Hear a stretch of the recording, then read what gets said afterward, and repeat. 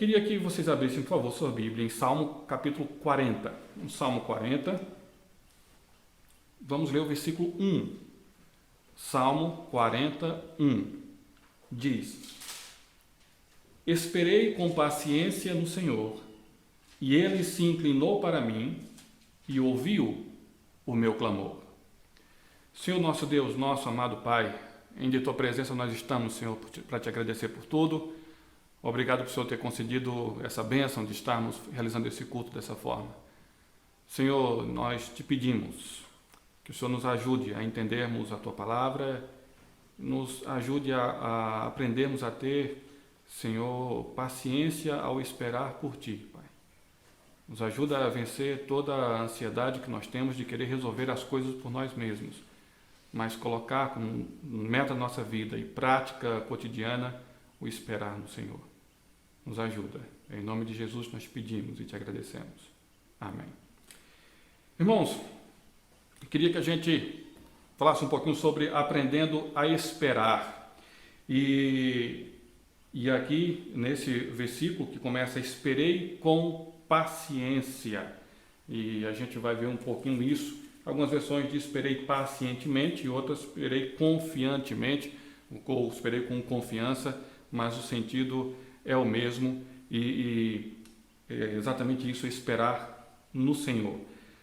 Sobre esperar é uma coisa interessante porque nós vivemos numa sociedade imediatista.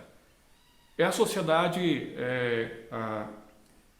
a geração do fast food, do micro-ondas, do WhatsApp. Então, nós não esperamos a comida ficar pronta, nós não esperamos a comida cozinhar, nós não esperamos a comida ser preparada, então a comida não pode levar muito tempo para ser preparada. Eu estava vendo hoje com minha família um documentário sobre comida e uma chefe de um restaurante falando, infelizmente eu não posso ter fogão a lenha, mas eu gostaria porque a comida tem outro sabor. Um dos motivos de não se cozinhar com fogão a lenha é a demora no preparo da comida, porque é um mundo muito agitado e que a gente não sabe mais esperar por nada. Quando eu falei que é a geração do WhatsApp, é porque nós falamos e imediatamente a pessoa já recebe nossa mensagem e muitas vezes responde também. E aí o WhatsApp tem um negócio que para quem é ansioso, quando eu falo ansioso, é quem fica esperando a coisa com muita ansiedade, é muito ruim, viu? Que é o negócio daqueles pontinhos azuis, né? Quando não fica azul. Que você manda e chegou e a pessoa não viu. Aí a pessoa vê e não responde. Aí tem muita gente que fica desesperada, porque nós nos acostumamos em falar e já receber a resposta imediata. Porque assim é a nossa sociedade, assim é a nossa geração. Eu vi uma história recentemente, G.C. Quirino, ele conta com muita graça essa história. Diz que há muito tempo atrás, numa família, um rapaz resolveu sair do interior lá da Paraíba e foi para o Rio de Janeiro para tentar a vida, como muita gente fez. E ali foi, deixou seus pais, deixou sua família e ele passou 3 anos sem dar notícia. 3 anos sem ninguém saber dele. Se ele estava vivo, se ele tinha chegado, se não, o que aconteceu, nada. A mãe desesperada, já perdeu a alegria, só pensando no filho, muita tristeza o tempo todo. Aí depois de 3 anos, eles receberam um telegrama. Quem já mandou ou recebeu o telegrama sabe como é.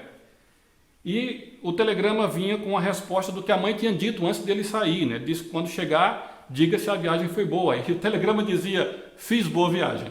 Só. Depois de 3 anos, esperando, sem ter notícia nenhuma do filho, o que recebeu foi a notícia, fiz boa viagem. O telegrama era cobrado por letras, né? Então você não podia escrever muito, tinha que escrever pouco. E a mãe ficou muito contente. Finalmente recebi notícia do meu filho, estou muito satisfeita em saber que ele fez boa viagem. Hoje isso seria inadmissível, ninguém suportaria, né? Mas depois de 3 anos só saber que fez boa viagem boa, e a mulher então disse ao marido para que ele respondesse o telegrama do filho. O marido foi aos Correios, mandou o telegrama de volta. Quando chegou em casa, ela perguntou, o que foi que você escreveu? Ele disse, vem embora, sua mãe precisa de você. Aí ela, como é que você disse isso? Ele vai pensar que eu estou morrendo, alguma coisa aconteceu, um desastre? Ele diz, mas você fica aí triste porque porque ele não está em casa, não sei o quê, então você precisa dele. Eu disse para ele vir embora. Não diga isso não, vá lá, mande outro telegrama e não diga isso. Aí depois o marido foi novamente nos Correios, outro dia, né, e mandou outro telegrama. E o telegrama dizia, não venha. Só. Chegou em casa, mesma história. Você escreveu o quê? Não venha. Agora, pô, ele vai pensar que eu morri, vai pensar que algum desastre maior ainda aconteceu, e corrija isso. Não vou ficar mandando telegrama direto. Não, vá, diga alguma coisa, responda ele. Depois de alguns dias ele foi lá e mandou outro telegrama. O telegrama ele disse, se quiser venha, se não quiser, não venha. Então, era uma dificuldade muito tempo, antigamente, para a comunicação. A geração do WhatsApp não sabe muito bem o que é isso, não. Nós não sabemos esperar. Nós fomos criados com essas tecnologias, com essas facilidades, e foi muito também exigido de nós. O trabalho exige muito mais de nós. Em muitos trabalhos, o patrão ou a empresa nem leva em consideração onde você mora, o tempo que você tem para chegar no trabalho. Simplesmente ele quer que você chegue naquele horário. Então, toda essa pressa faz a gente não saber esperar. E eu queria que a gente pensasse um pouquinho e tentar aprender hoje como esperar. E para isso nós vamos usar 3 habilidades cognitivas para aprender a esperar. Quais são essas habilidades? Uma delas é atenção, a outra é memória e a outra é percepção. Essas habilidades cognitivas nós usamos para aprender diversas coisas na nossa vida, né? E também para ajudar a melhorar a nossa memória, enfim, diversas outras atividades. Então, as habilidades cognitivas que vamos usar hoje: atenção, memória e percepção. Primeiro, vamos tentar aprender a esperar através da atenção. A Bíblia mostra que a paciência é um resultado de um processo. E daí tem alguns irmãos que não querem de jeito nenhum ouvir falar em paciência, porque sabe de onde vem a paciência. Acho que o irmão Teixeira, se não me engano, que disse ao pastor que iria orar por paciência. O pastor não ora, não, porque você está pedindo outra coisa. Por quê? Vamos ler Romanos capítulo 5, versículo 3, nos diz o seguinte. Romanos 5, 3. O capítulo 5, no início do capítulo 5, ele dá uma série de coisas que são coisas que dão origem a outras coisas, né? Mas a gente vai falando só sobre a paciência, e o versículo 3 diz, e não somente isso, mas também nos gloriamos nas tribulações, sabendo que a tribulação produz paciência.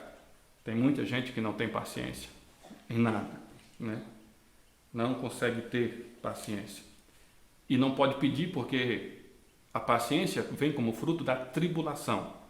Se você ainda não sabe o que significa a palavra tribulação, significa, para resumir, sofrimento. Sofrimento. E esse sofrimento pode vir em diversas áreas possíveis. Então, para ter paciência, nós alcançamos a paciência após processos de tribulação. E aí nós temos a paciência. Você passa por um problema, você vai enfrentando o problema, e aí o problema depois gera a paciência. Agora, eu entendi, que cada dia que passa a gente vai entendendo mais, por que a Bíblia diz que a paciência é fruto da tribulação. Porque quando eu estou num problema, eu vou começando a conhecer o problema, e aí eu percebo que não há nada que eu possa fazer para resolver aquele problema. Então, o que eu posso fazer unicamente é esperar, é ter paciência para que a solução venha. Então, o primeiro passo que eu digo aqui, primeira habilidade, na verdade, para nós aprendermos a esperar, é a atenção ao problema. Imagina o problema que você esteja passando. Vamos, para facilitar, diante do coronavírus, é um grande problema. Então, quando a gente tem atenção ao problema, nós vamos aprendendo a esperar. Porque quando damos atenção ao problema, nós estamos vendo como é o problema. Estamos entendendo o que é o problema. Eu vou dar 2 exemplos. Você está no carro, no seu carro, acontece alguma coisa, você não está usando o cinto de segurança, você está iminente a um acidente, você tem algumas coisas. Você pode puxar o freio de mão. Você puxa o freio de mão com uma atitude rápida, emergencial. E você, dependendo da situação, você não pode puxar o freio de mão, claro, em qualquer situação. Você resolve. Mas o ato de você puxar o freio de mão não é do mesmo jeito de puxar o cinto de segurança. Porque se você, diante do problema, você está sem o cinto, você entende que precisa do cinto para não sofrer com o acidente, você puxa. Se você puxar rápido, o cinto tem aquele sistema que ele vai travar. Então você tem que ter atenção ao problema para saber se você tem que puxar o freio de mão rápido ou se você tem que, com a força correta, puxar o cinto de segurança. Por mais desesperado que você esteja, por mais angustiado, por mais querendo que o problema seja resolvido, se você puxar rápido o cinto de segurança, ele não vem. Então, quando a Bíblia diz que a paciência vem através da tribulação, é porque quando você dá atenção à tribulação, quando você conhece a tribulação, você vai saber empregar a paciência. Você vai perceber que não adianta você simplesmente puxar, que não vai resolver. Você é impaciente, você puxa rápido e o cinto de segurança não vem. Mas depois que você conheceu o problema, você sabe quanto tempo você tem, você sabe como é que o cinto de segurança funciona, você está dando atenção àquele problema, à tribulação, aí você aprende a ter paciência e puxa o cinto com a força necessária para que ele vire e trava o cinto de segurança. E aí sim você está seguro. E quando o problema acontecer novamente, você aprendeu a ter paciência com aquele caso. Então a primeira coisa é a atenção ao problema. Precisamos ser atentos. Quando eu sou atento ao problema, eu percebo que não posso fazer nada, então a não ser esperar. Se eu tenho atenção, eu vi um vídeo uma vez, uma moça tentando entrar num lugar com uma parede muito grande de vidro e porta de vidro também. Ela pensava que estava na porta, bateu a testa no vidro. Aí ela se afastou e foi para outro lugar onde ela pensava que estava a porta, bateu também. Para resumir, ela fez isso 4 vezes.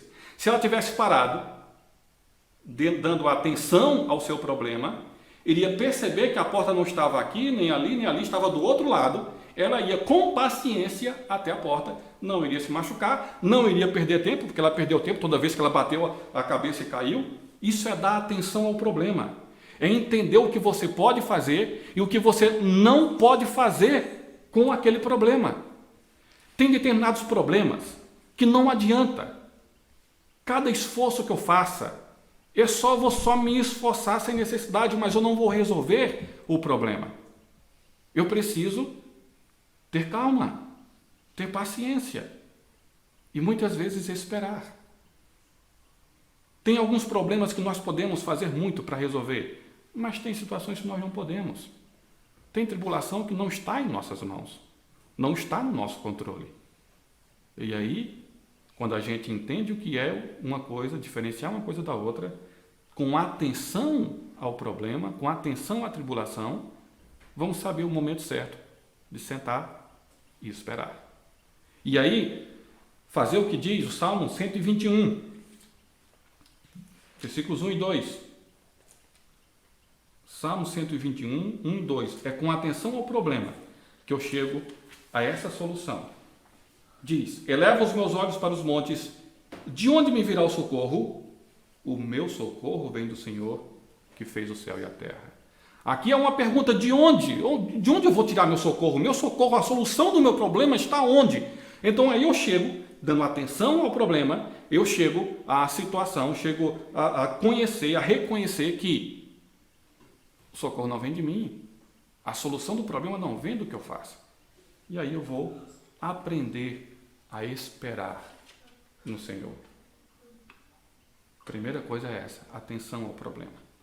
Para ajudarmos a aprendermos mais a esperar no Senhor, eu queria que a gente visse 2 personagens da Bíblia, 2 profetas. Esses profetas, eles aprenderam a esperar com paciência no Senhor. São eles Jonas e Elias. Dois profetas com personalidades bem diferentes, contextos bem diferentes. Quem conhece as histórias sabe, a gente não vai falar todas as histórias deles aqui para a gente ganhar tempo, mas Jonas e Elias, eles passaram por tribulação. E através da tribulação, eles aprenderam a esperar no Senhor. Qual foi a tribulação de Jonas?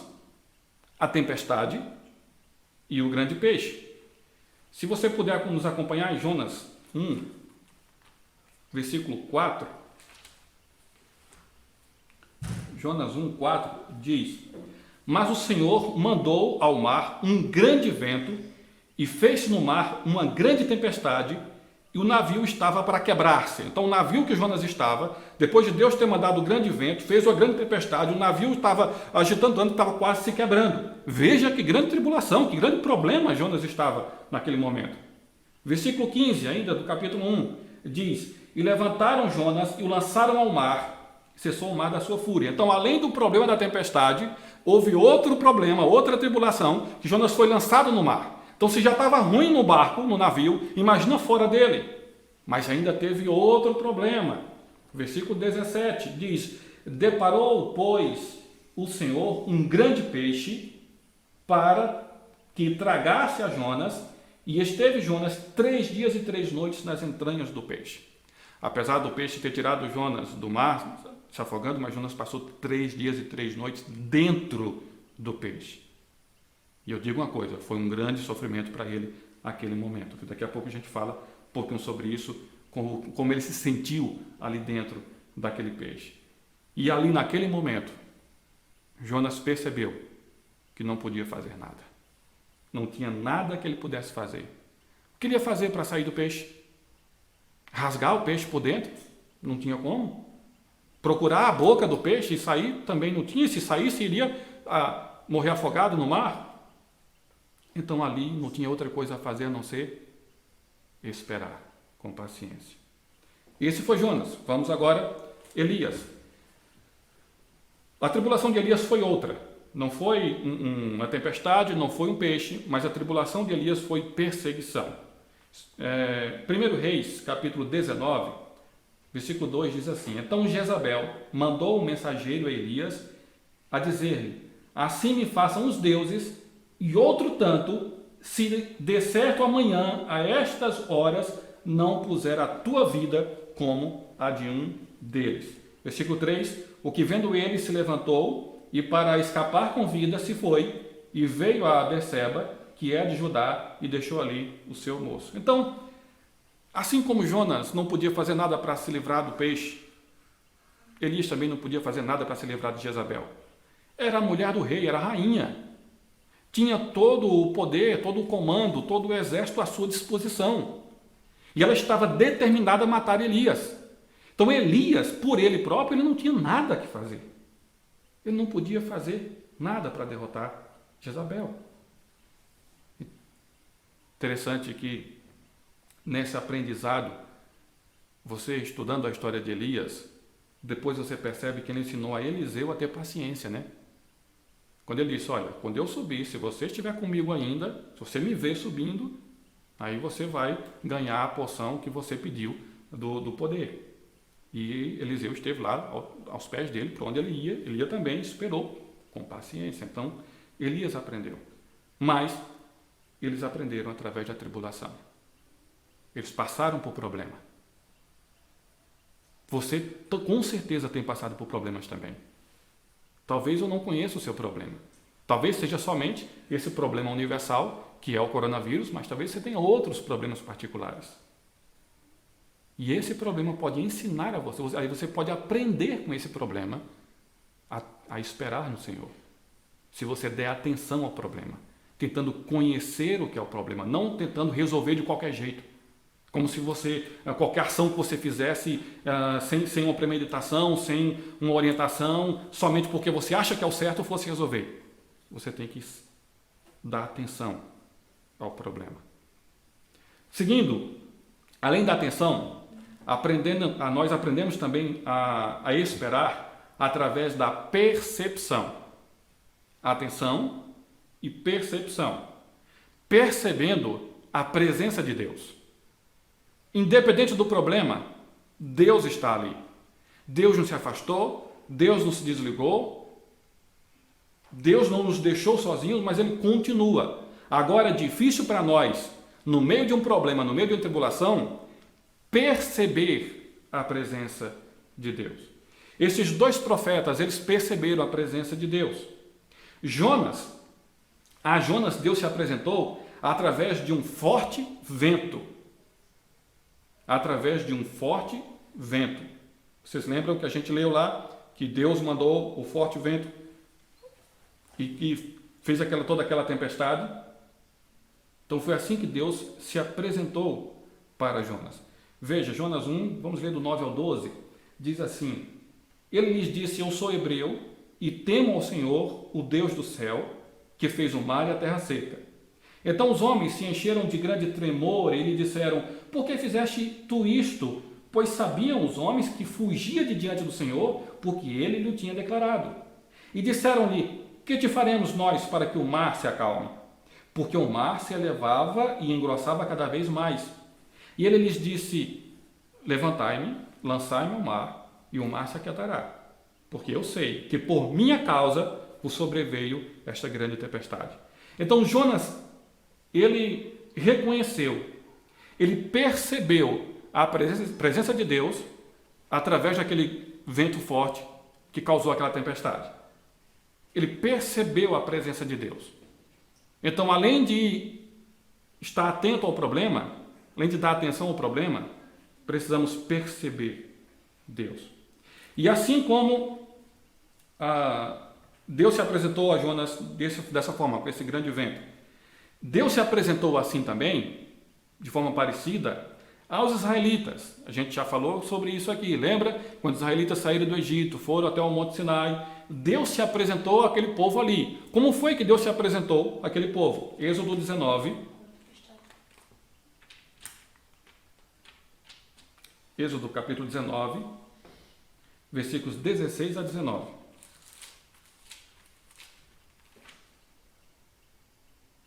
Êxodo 19, 16. Aconteceu ao terceiro dia, ao amanhecer, que houve trovões e relâmpagos sobre o monte, e uma espessa nuvem, e um sonido de buzina muito forte, de maneira que estremeceu todo o povo que estava no arraial. Moisés levou o povo fora do arraial, ao encontro de Deus, e puseram-se ao pé do monte. E todo o monte Sinai fumegava, porque o Senhor descera sobre ele em fogo, e a sua fumaça subia como fumaça de um forno, e todo o monte tremia grandemente. E o sonido da buzina ia crescendo em grande maneira. Moisés falava e Deus lhes respondia em voz alta. Então, Deus se apresentou aqui como? Com fogo, com terremoto. Lembra que o monte tremeu? Então, Deus se apresentou a Jonas com o vento forte. Deus se apresentou aos israelitas com fogo e terremoto e outras coisas também. Estou só destacando esse ponto. Deus muitas vezes assim se apresenta. Porque Ele quer mostrar o seu poder, a sua glória, a sua força, para pessoas que não estão entendendo ou não estão ligados no grande poder de Deus. Agora, a Elias, Deus se apresentou, mas Ele não se apresentou com vento forte, como se apresentou a Jonas. Ele não se apresentou com fogo e nem com terremoto, como Ele se apresentou aos israelitas. Vamos voltar para 1 Reis 19. Versículos 11 e 13.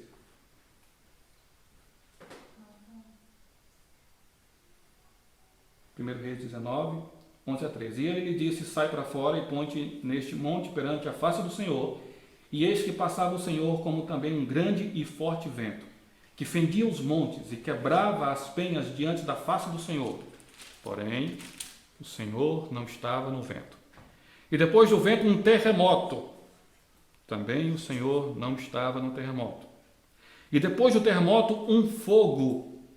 Porém, também o Senhor não estava no fogo. E depois do fogo, uma voz mansa e delicada.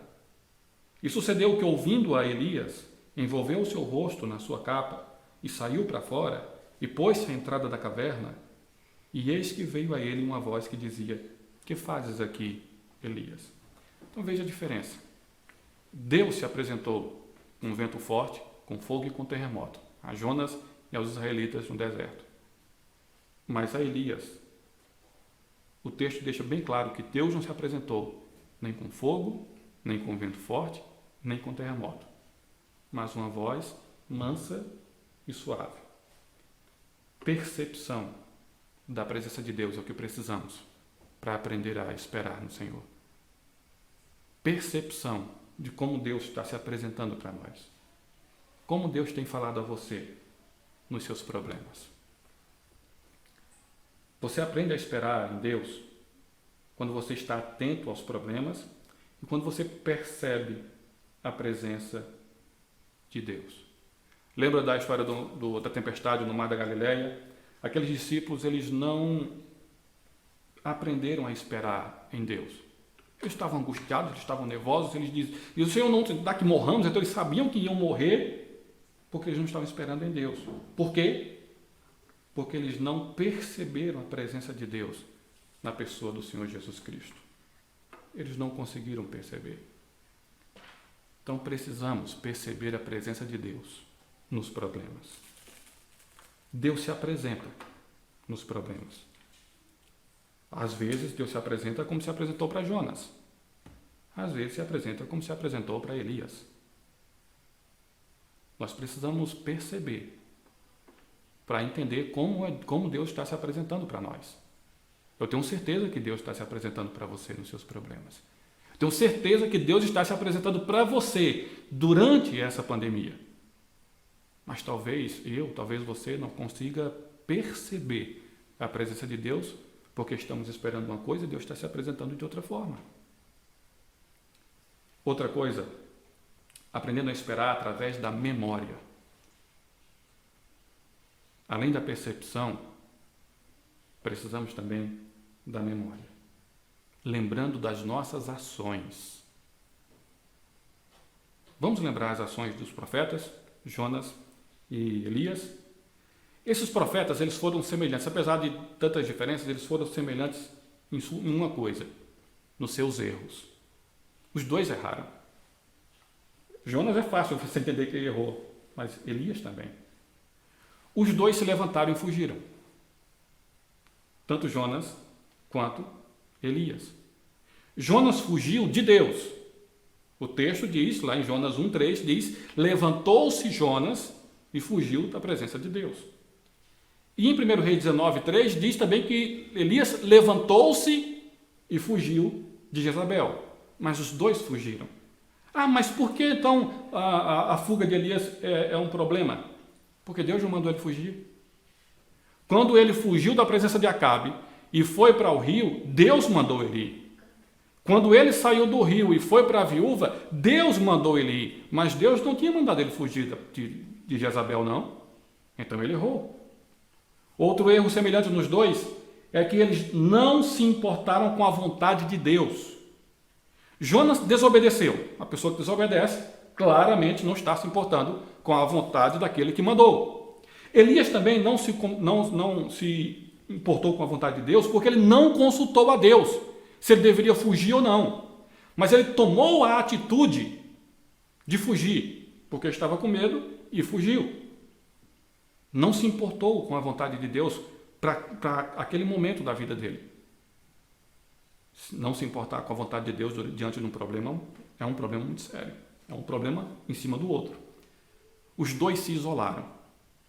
Jonas, versículo 5 do capítulo 1, diz que ele estava entre pessoas incrédulas, pessoas que criam em outros deuses. E quando a tempestade bateu, cada um pedia socorro ao seu próprio Deus.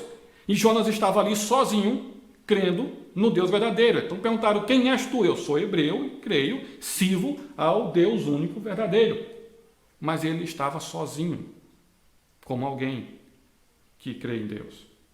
Do mesmo jeito, Elias. Vamos ler versículo 3 do capítulo 19, de novo. 1 Reis, né? 1 Reis 19, 3. O que vendo ele se levantou e para escapar com vida se foi e veio a Berseba, que é de Judá, e deixou ali o seu moço. Ele quis ficar só, ele não quis levar nem o seu moço. O rapaz que estava com ele, que era discípulo dele, mas foi sozinho. Em momento de perseguição, num momento de angústia, num momento de tristeza, num momento de um problema, de uma tribulação, a pior decisão que vamos fazer é ficar sozinhos, porque nós precisamos de alguém. Às vezes é importante alguém para mostrar, você está errado, às vezes para dar um consolo, mas é importante ter alguém para ou confrontar ou consolar, mas nunca estar sozinho. Essa foi a decisão de Elias, essa foi a decisão de Jonas também. Os dois tiveram outro grande problema, desejaram morrer. Cada um por uma questão diferente, mas foi. Eu não preciso explicar quão grande erro isso é. Jonas capítulo 4, versículo 3, Jonas disse assim: peço-te, pois, ó Senhor, tira-me a minha vida, porque melhor me é morrer do que viver. E 1 Reis 19, versículo 4, e ele se foi ao deserto, caminho de um dia, e veio e se assentou debaixo de um zimbro, e pediu em seu ânimo a morte, e disse: já basta, ó Senhor, toma agora a minha vida, pois não sou melhor do que meus pais. Então os dois caíram no grande erro de pensar em morrer, de pedir a própria vida, a própria morte, aliás. Erraram também. Os dois cometeram o mesmo erro de se esconder. Jonas, o texto diz que ele se escondeu debaixo, na parte de baixo, no porão do navio. Ele foi lá dormir no porão do navio. Até que o capitão foi lá: olha, vem tu também, clama a teu Deus, todo mundo está clamando ao Deus e você vai ficar aí dormindo. Mas ele se escondeu. Ele já estava se escondendo de Deus e agora estava se escondendo também da tripulação do navio. Ele se escondeu no porão do navio. E Elias se escondeu na caverna. Nós conhecemos a história, versículo 9 do capítulo 19, mostra isso. Se escondeu. Não é se escondendo que você resolve nada. Você não vai resolver um problema se escondendo do problema. O problema vai continuar existindo. Outro problema dos dois, outro erro dos dois, os dois foram egocêntricos e ressentidos. Jonas, capítulo 4, versículos 1 e 2, mas desgostou-se Jonas extremamente disso e ficou todo ressentido. E 1 Reis 19, 14. E ele disse: eu tenho sido em extremo zeloso pelo Senhor, Deus dos exércitos, porque os filhos de Israel deixaram o teu concerto, derribaram os teus altares, mataram os teus profetas à espada, e eu fiquei só, e buscam a minha vida para me atirarem. Versículo 18 diz: também eu fiz ficar em Israel 7.000, todos os joelhos que se não dobraram a Baal, e toda boca que o não beijou. Então, Jonas, ele não teve misericórdia e paixão com o povo de Nínive. Ele pensou só nele, no seu povo. Ele não pensou no outro. E Elias, ele não atentou para os 7.000 que Deus disse que separou, que reservou. Pessoas que não adoravam a Baal, mas guardaram a adoração ao Deus verdadeiro. Mas Elias não atentou para isso e ficou usando aquele sentimento de autopiedade e dizer: só eu fiquei, pensou somente nele. Então os dois foram egocêntricos, os dois foram ressentidos por isso. Então os dois foram semelhantes nos seus erros.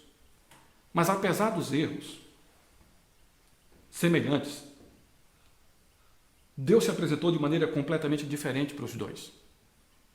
E é aí que volta porque eu estou falando de memória. Precisamos ter memória das nossas ações, dos nossos atos. Jonas, as suas ações foram frutos de rebeldia convicta. Ele se rebelou contra a vontade de Deus por opção, sabendo o que estava fazendo. Ele sabia exatamente o que estava fazendo e queria fazer aquilo. Enquanto que Elias, as suas ações foram movidas por medo e frustração. Coisas que são inerentes à natureza humana. Por isso que um precisou de repreensão e o outro precisou de consolo. Lembre-se, Toda ação gera uma reação. Toda ação gera uma reação. E a ação desses homens, as ações desses homens, geraram a reação de Deus. Para aprender a esperar em Deus, você precisa usar a memória e lembrar das suas ações também. Suas ações foram mais parecidas com as de Jonas ou com as de Elias? Ou você não teve erros como eles tiveram? Quais foram as suas ações antes e durante o problema, durante a tribulação? Quais são as nossas ações? Então, tendo em memória as nossas ações, nós vamos poder perceber Deus, perceber a presença de Deus e perceber como Deus está se apresentando a nós. Se você, como Jonas, precisa de repreensão, e Deus vai se mostrar a você como se apresentou a Jonas, com um vento forte, no sentido espiritual.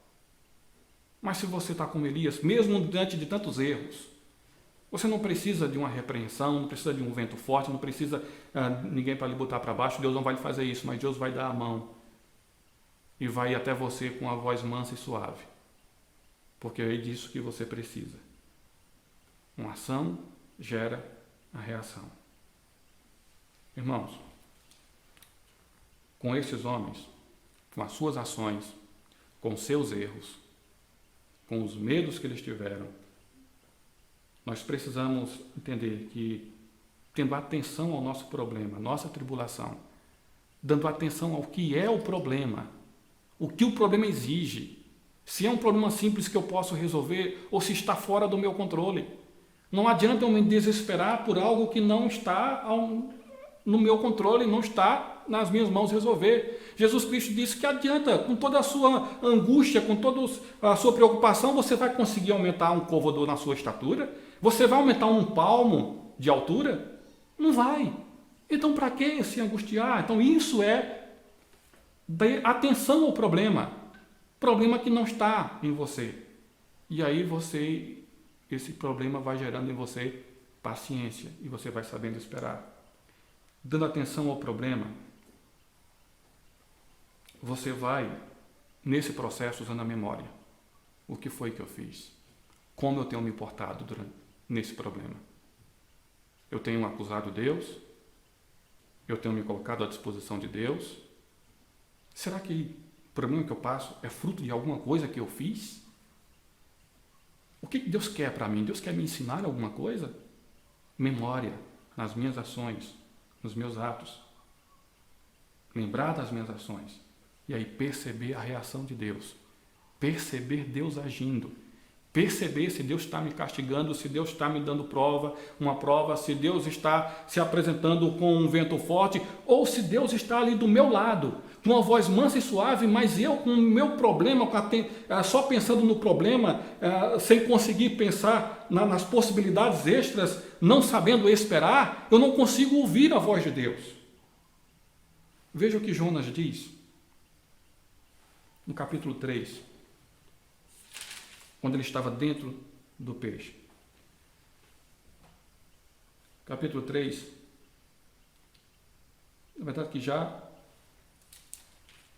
depois, vamos ler o capítulo 2, aliás, vamos ler o capítulo 2, Jonas 2. E orou Jonas ao Senhor, seu Deus, das entranhas do peixe, e disse: na minha angústia, clamei ao Senhor, e ele me respondeu. Do ventre do inferno gritei, e tu ouviste a minha voz, porque tu me lançaste no profundo, no coração dos mares, e a corrente me cercou. Todas as tuas ondas e as tuas vagas têm passado por cima de mim.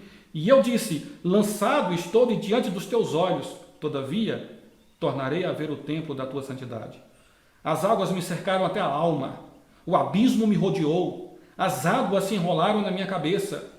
Eu desci até os fundamentos dos montes. Os ferrolhos da terra correram-se sobre mim para sempre, mas tu livraste a minha vida da perdição, ó Senhor meu Deus. Quando desfalecia em mim a minha alma, eu me lembrei do Senhor, e entrou a ti a minha oração no templo da tua santidade. Então, naquele momento de grande tristeza, de grande sofrimento, Jonas nos dá esse exemplo de esperarmos no Senhor, não tinha outra coisa para ele fazer. E é interessante como a maneira que ele falou é bem parecida com a maneira com que o salmista falou. Quando ele diz, versículo 6, eu desci até os fundamentos dos montes, os ferrolhos da terra correram-se sobre mim para sempre, mas tu livraste a minha alma da perdição. Tu livraste a minha alma da perdição. Vamos agora voltar para o Salmo 40, nosso texto base, e ler mais alguns versos. O versículo que nós lemos diz, esperei com paciência no Senhor, ele se inclinou para mim e ouviu o meu clamor. Tirou-me de um largo horrível, de um charco de lodo, pôs os meus pés sobre a rocha, firmou os meus passos. Versículo 3, pôs um novo cântico na minha boca, um hino ao nosso Deus. Muitos o verão e temerão e confiarão no Senhor. Então, como Deus livrou o salmista, Deus livrou Jonas, Deus também livrou Elias, Deus nos livra também. O que nós precisamos fazer é aprender a esperar no Senhor. Aprender que Deus tem o seu tempo.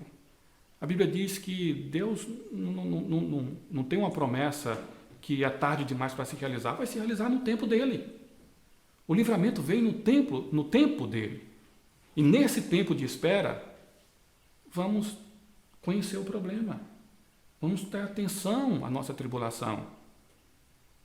Entendendo que não podemos fazer nada, aí nós vamos levar à memória as nossas ações, o que nós fazemos. E entendendo um pouco do que nós somos, das nossas ações, vamos entender a reação de Deus e perceber a presença de Deus na nossa vida. Então, irmãos, sei que é difícil. Não é fácil aprender a esperar. É um processo longo. E, infelizmente, precisa da tribulação para isso, para esperar com paciência. Mas tribulação você já tem. Não pense que Deus vai dar uma nova tribulação, você já tem. Não feche os olhos, dê atenção à sua tribulação, ao seu problema. Atenção suficiente para enxergar que só Deus pode resolver esse problema para você. Então, com essas 3 habilidades cognitivas, nós podemos aprender a esperar. Atenção, memória, percepção. Atenção ao problema, reconhecendo a gravidade, reconhecendo o que não podemos fazer, o que não podemos fazer. A memória para lembrarmos das nossas ações e a percepção para reconhecer Deus quando Deus se apresenta diante de nós, seja através de um grande vento forte ou de uma voz mansa e suave. Que Deus abençoe, meus irmãos, que possamos cada dia que passa aprender com os nossos problemas e aprender a esperar mais no Senhor, a não sair correndo achando que a solução vai ser imediata, mas algumas coisas vêm no tempo de Deus. E vamos esperar. Ele sabe muito melhor do que nós. Sabe o que é melhor para cada um de nós. Pedindo, confiando nele. E como o salmista diz, esperei com paciência no Senhor. Ele se inclinou para mim e ouviu o meu clamor.